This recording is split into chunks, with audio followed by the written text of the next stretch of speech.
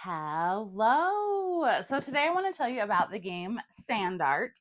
And this is a new blank and write or blank and color, in this case, game from 25th Century Games. And I remember going to the fair as a kid and seeing the sand art and always wanting to make one.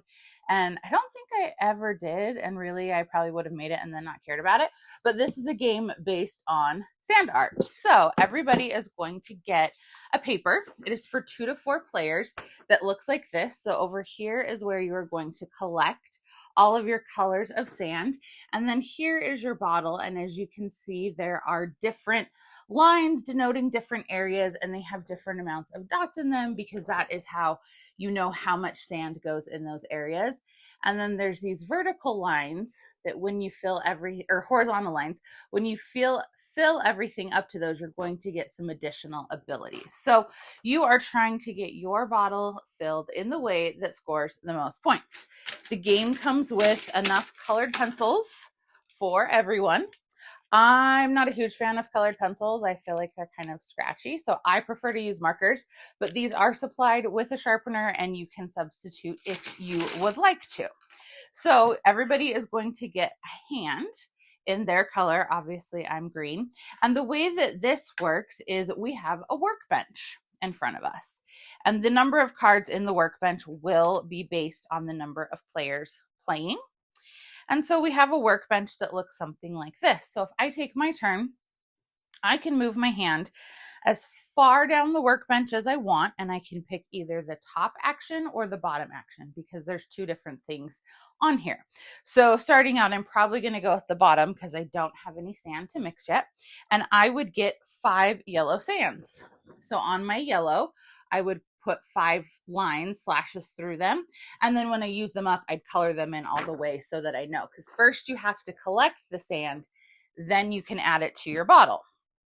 When I moved and did that, my hand now has to go the other way on my next turn. So you have to plan ahead of like, okay, well, what move do I want next time? Because essentially, if I stop here, these moves are not going to be available to me next turn. And you also can't land where other people's hands are. So you have the options to get different colors of sand along the bottom. And as you can see, they are all primary colors. Reason being, in order to get your secondary colors, green, orange, and purple, you have to come up here and mix them. So that is your option too. You can go up here and you can be like, okay, I'm going to trade in some of my blue and red in order to make purple sand that I can put in my bottle. Why would I want to do that if it's harder to do? Well, because we also have what are called layer cards. And these are going to be on each end of the workbench, and you can collect them as well. So if I can create this pattern on the edge of my bottle, I'm going to get 5 points. So you see this pattern requires yellow. So I would have to have an orange, a red, and then a yellow on the edge.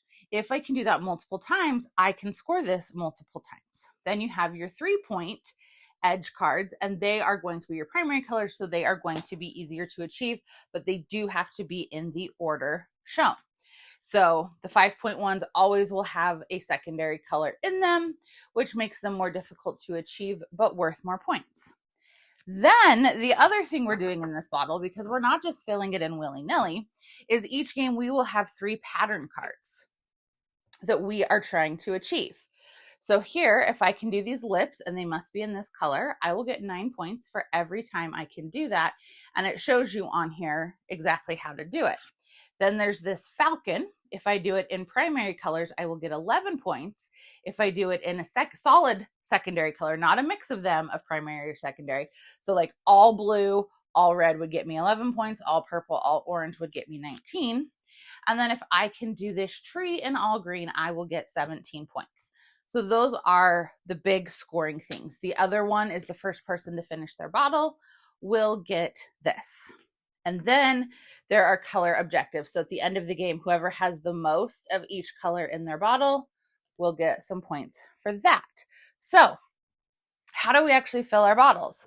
Well, we get to fill one color at a time, and it must all go together just the way sand would. So I can't put like one here and then one up here, leaving space below it.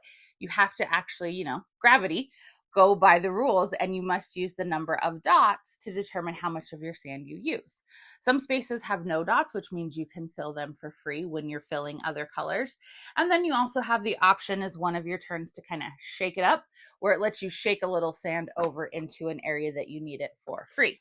So when you are done, you end up with something like this.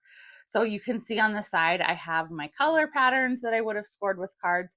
I was able to do 2 trees and 1 set of lips. I didn't go for the falcon, and I got my points that way. And then we would figure out the color majorities, and whoever has the most points is the winner. So I think this is a clever game because it uses that, and right mechanism. I like how you're using the hand to select your options. I like how as the bottle gets more full, you get more abilities. And so you're kind of like really starting to accelerate as the game gets going. And it just looks really cool when you're done. So I enjoy sand art. I enjoy the blank and write games. I would love to know, have you played this? What do you think of it? What are some of your favorite and write games? Give me a like and a follow, and I'll keep bringing you more board game content. Thanks. Bye.